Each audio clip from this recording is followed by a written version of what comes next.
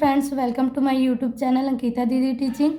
Today I am going to telling about Nabodh expected question paper set A English class 12th. ठीक, तो आज हम लोग पढ़ने वाले हैं जो आदर्श उत्तर है उसका इंग्लिश का। ठीक है, कौन सा सब्जेक्ट का? इंग्लिश का जो ग्रामर है। ठीक है, क्वेश्चन नंबर 18 है ग्रामर डू एज डायरेक्टेड। तो उसके बारे में आज हम लोग पढ़ने वाले हैं। ठीक, तो पहला क्वेश्चन है ही रिक्वेस्टेड मी फॉर हेल्प। अब इसको बोला है change the simple sentence into complex sentence. हमको इसको किस में बदलना है? Simple sentence into complex sentence, है ना। मतलब जो सेंटेंस दिया है उसको हमको कम्प्लेक्स सेंटेंस मतलब हमको पेसिव वॉइस में बदलना है। किस में बदलना है पता है? कम्प्लेक्स सेंटेंस बोल रहे हैं, मतलब इसको किस में बदलना है? पेसिव वॉइस में बदलना है। ठीक, तो सबसे पहले पेसिव वॉइस को बनाने के लिए हमको ये सेंटेंस को पहचानना पड़ेगा कि ये कौन सा टेंस है। ठीक है, तो देखो सब्जेक्ट है, सबसे पहले तो इसको पढ़ लेते हैं। ठीक, ही रिक्वेस्टेड मी फॉर हेल्प। तो देखो सब्जेक्ट है, फिर हेल्पिंग वर्ब दिया है कि आपको नहीं दिया है। ठीक है, मतलब हेल्पिंग वर्ब नहीं है, मतलब ये कौन सा टेंस होगा? प्रेजेंट सिंपल होगा या तो पास्ट सिंपल होगा। ठीक है, तो ये प्रेजेंट सिंपल है या पास्ट सिंपल है करके कैसे पहचानेंगे? तो इसके वर्ब के द्वारा पहचानेंगे। ठीक है, तो अगर ये वर्ब का पहला या पांचवा रूप रहता है तो क्या रहता है? ये प्रेजेंट सिंपल रहता है। लेकिन वर्ब का दूसरा रूप रहता है तो क्या रहता है? Past simple. तो ये वर्ब का दूसरा रूप है। ठीक है, क्या है? वर्ब का दूसरा रूप है। अब क्यों है? क्योंकि लास्ट में वर्ब के लास्ट में क्या लगा है? ईडी। ईडी किस में लगता है? वर्ब के दूसरा रूप में। और वर्ब का दूसरा रूप किस में लगता है? पास्ट सिंपल में लगता है। ठीक है, तो इसको हमको किस में बदलना है? पास्ट सिंपल पेसिव वॉइस में बदलना है। ठीक है, तो पेसिव वॉइस का सूत्र लिख लेते हैं। ठीक है, पहले सूत्र लिख लेते हैं। तो पेसिव वॉइस का सूत्र क्या होता है? पहले सब्जेक्ट या ऑब्जेक्ट, मतलब जो हमारा ऑब्जेक्ट रहता है वही क्या बनता है? पेसिव वॉइस में सब्जेक्ट बनता है। ठीक, प्लस हेल्पिंग वर्ब होता है। ठीक है, फिर होता है वर्ब का थर्ड फॉर्म, प्लस होता है बाय, इसमें एक्स्ट्रा क्या लग जाता है? पेसिव वॉइस में बाय लगता है। फिर होता है सब्जेक्ट या ऑब्जेक्ट होता है। ठीक, अब देखो सब्जेक्ट और ऑब्जेक्ट, तो सबसे पहले जो हमारा ऑब्जेक्ट होता है, ठीक है, जो ऑब्जेक्ट रहता है वही क्या बनता है? हमारा सब्जेक्ट बनता है ना। तो ऑब्जेक्ट क्या है? For help. तो पहले क्या आ गया? फॉर हेल्प आ गया। ठीक, फॉर हेल्प। अब यहाँ मी है। ठीक है, क्या है यहाँ? मी। तो ये जो लास्ट सब्जेक्ट है वही क्या बनता है? फर्स्ट सब्जेक्ट बनता है। तो फर्स्ट सब्जेक्ट मी का क्या होता है? आई होता है। ठीक है, तो पहले क्या आ जाएगा? आई। अब जब पेसिव वॉइस है तो पेसिव वॉइस के प्रेजेंट सिंपल पेसिव वॉइस में आई के साथ कौन सा हेल्पिंग वर्ब लगता है पता है? आई के साथ लगता है वॉज लगता है, यू, वी, दे, इसके साथ लगता है वेयर लगता है, ही, सी, इट, नेम, इसके साथ क्या लगता है? वॉज लगता है। ठीक, क्या लगता है? वॉज लगता है। तो ये पेसिव वॉइस है, तो आई के साथ इसमें कौन सा हेल्पिंग वर्ब लगेगा? वॉज लगेगा। ठीक, क्या लगेगा? वॉज लगेगा। तो फॉर हेल्प आई वॉज, फिर लगेगा वर्ब का थर्ड फॉर्म। तो वर्ब क्या है यहाँ? रिक्वेस्टेड है। तो रिक्वेस्टेड का रिक्वेस्टेड ही रहेगा, क्योंकि वर्ब रिक्वेस्ट जो वर्ब का दूसरा रूप और तीसरा रूप क्या होता है? सभी दोनों ही क्या होता है? समान होता है। ठीक है, तो रिक्वेस्टेड का क्या रहेगा? रिक्वेस्टेड ही रहेगा। ठीक,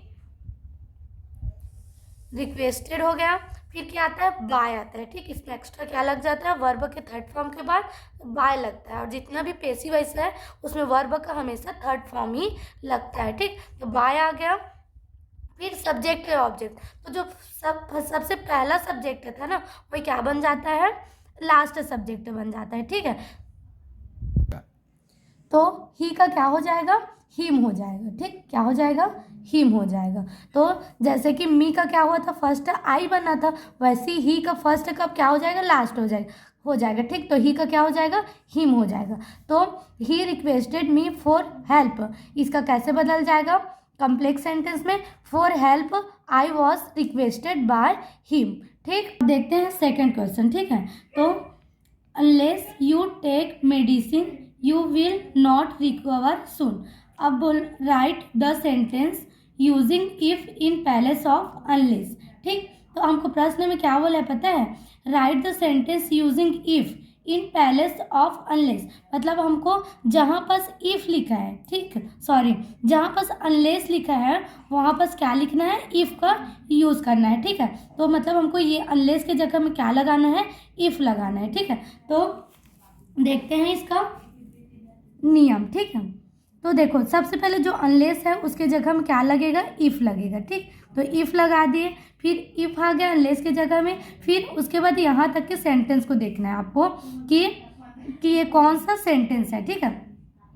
तो सबसे पहले जो अफर्मेटिव सेंटेंस होता है अनलेस में, वो अगर इफ में बदलोगे ना तो उसको कौन से सेंटेंस में बदलना पड़ता है पता है, नेगेटिव सेंटेंस में बदलना पड़ता है। ये नियम है।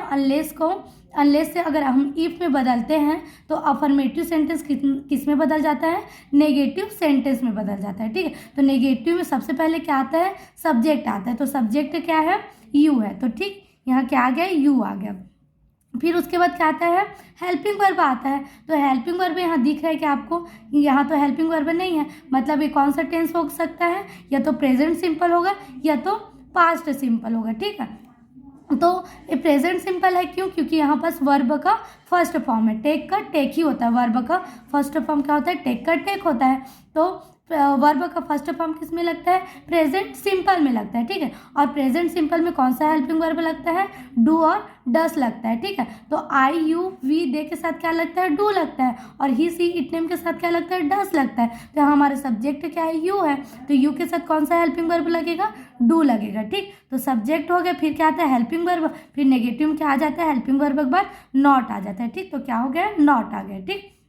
फिर वर्ब का पहला रूप का पहले ही रूप होता है ना, तो टेक का टेक ही होगा, ठीक। तो टेक हो गया, देखो सब्जेक्ट हो गया, हेल्पिंग वर्ब हो गया, फिर नॉट हो गया, फिर क्या हो गया, टेक हो गया, है ना।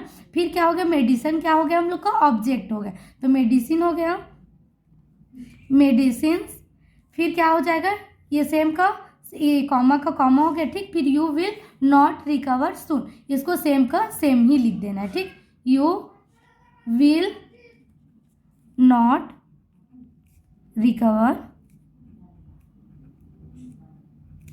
सून, ठीक। तो ये हम लोग का अनलेस से इफ में बदल गया, ठीक। तो इफ का नियम क्या होता है, अनलेस के जगह में इफ लगाना होता है। जो अफर्मेटिव सेंटेंस रहता है उसको किस में बदलना पड़ता है, नेगेटिव सेंटेंस में बदलना पड़ता है। फिर आपका जो सेंटेंस होता है पीछे का, वो वैसी ही उतर जाता है, ठीक है। अब तीसरा क्वेश्चन देखते हैं। The door is very high, the baby can't climb it, ठीक। Combine the sentence using so that, ठीक। तो हमको क्या यूज करना है, अब इसमें सो दैट यूज करना है, ठीक है। तो सो दैट कैसे यूज करेंगे, देखो the door is very high, मतलब जो हमारा दरवाजा है वो क्या है, बहुत ज़्यादा ऊंचा है। The baby can't climb it, मतलब जो बेबी है वो नहीं चढ़ सकता, ठीक। इसमें तो यहाँ जो हमारा वेरी है, यहाँ क्या है, वेरी, तो वेरी के जगह में क्या यूज़ करना पड़ेगा, हमको सो यूज़ करना पड़ेगा, ठीक। तो द डोर इज वेरी के जगह में क्या आ जाएगा, सो आ जाएगा, ठीक। फिर क्या है, हाई, तो हाई आ गया, ठीक। फिर ये जो छोटा सा कॉमा दिख रहा है, इस छोटा सा कॉमा के जगह में क्या लगा देना है, दैट लगा देना है, ठीक, दैट। फिर जो पीछे का सेंटेंस है, the baby can't climb it, वो वैसे का वैसे ही लिख देना है, ठीक। The baby can't climb it, ठीक। बस इसमें क्या करना है, जो वेरी है, वेरी के जगह में क्या यूज़ कर देना है, सो यूज़ कर देना है, और जो ये कॉमा है, कॉमा की जगह में क्या लगा देना है, दैट लगा देना है, ठीक। फिर बाकी सब वैसी का वैसी ही रहेगा, ठीक। अब देखते हैं चौथा क्वेश्चन, ठीक। The teacher said the sun rises in the east, ठीक। चेंज इनटू इनडायरेक्ट स्पीच, हमको इनडायरेक्ट स्पीच में बदलने के लिए बोल रहा है, ठीक। तो इनडायरेक्ट स्पीच मतलब क्या हो गया, नरेशन हो गया, है ना।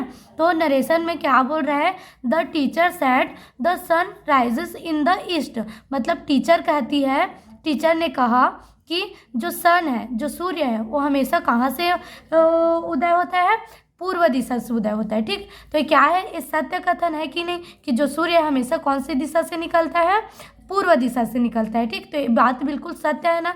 तो नरेशन का एक नियम होता है कि जब भी कोई भी सत्य कथन हो तो वहाँ कोई भी टेंस में परिवर्तन नहीं होता। ठीक, तो क्या हो जाएगा इसका, द टीचर सेड। हमेशा नरेशन में क्या होता है, अवतरण चिन्ह के जगह में क्या लग जाता है, दैट लग जाता है। क्या लग जाता है, दैट। तो दैट आ गया।